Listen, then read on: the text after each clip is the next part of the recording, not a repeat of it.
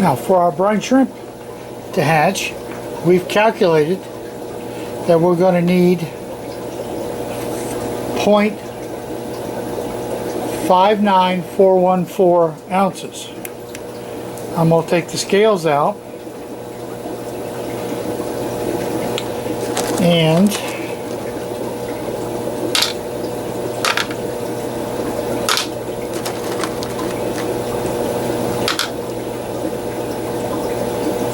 .6. That's about as close as I'm going to get to 0.59414. So there's our salt. Now we're going to take, imagine that, your standard water bottle is 16.9 ounces. So I'm going to take this, pour it in.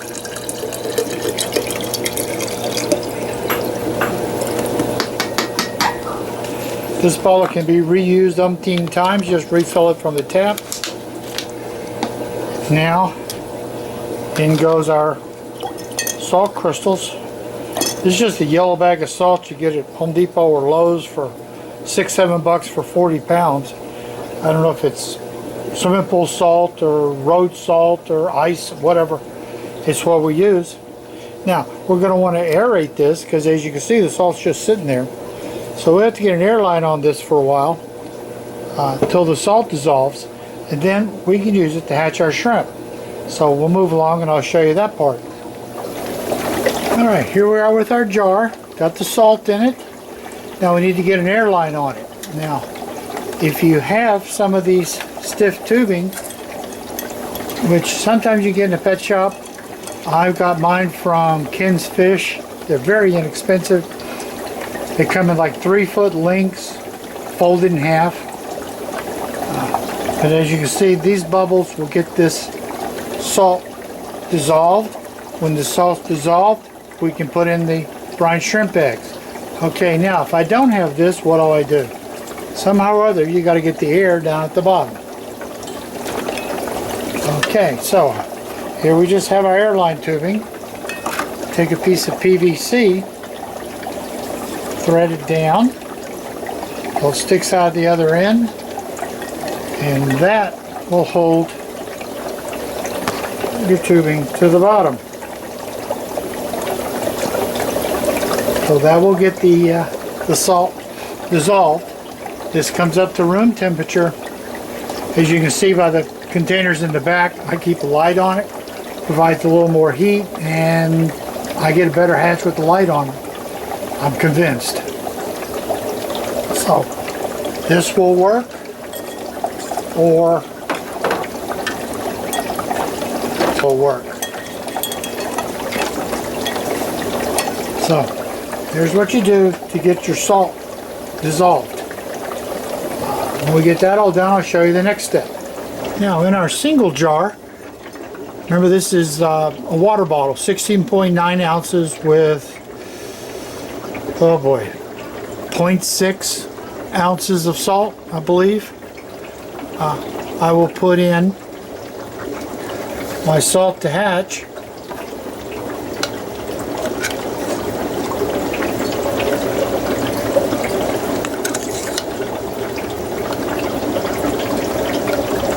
See, there's my brine shrimp. I'll put them into hatch, and they will be ready. Jar just about empty, about time to refill it.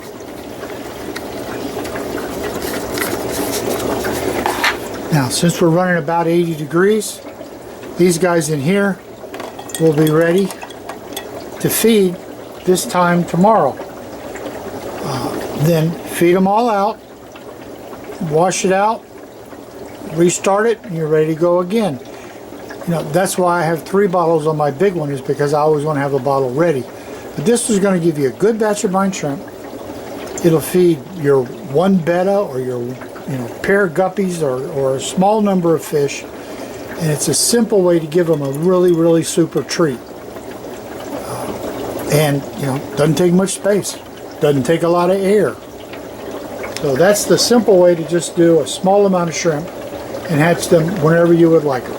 After 24 hours, I pull the airline out and I pull the bottle out, get it next to the light to start collecting the brine shrimp. And here's what all that looks like now. If you look down at the bottom, you'll see the shrimp are all collecting. And we can siphon them out and they're ready to feed to the fish. So now that the shrimp have collected down the bottom, we're going to use our siphon hose and we're going to siphon the shrimp out.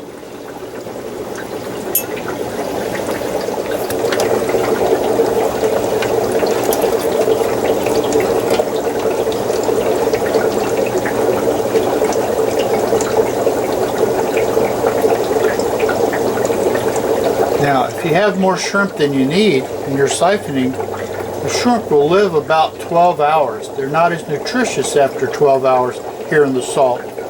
But it means that you can just do part of them if you want, and then maybe 6 hours later if you're home,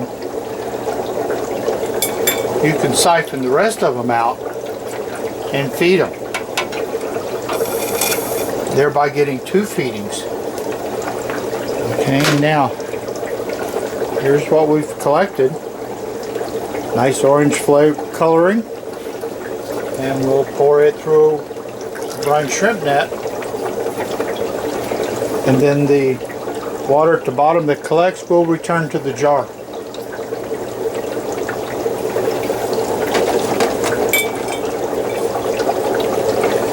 Now this is ready to get rinsed in fresh water and then fed to the fish.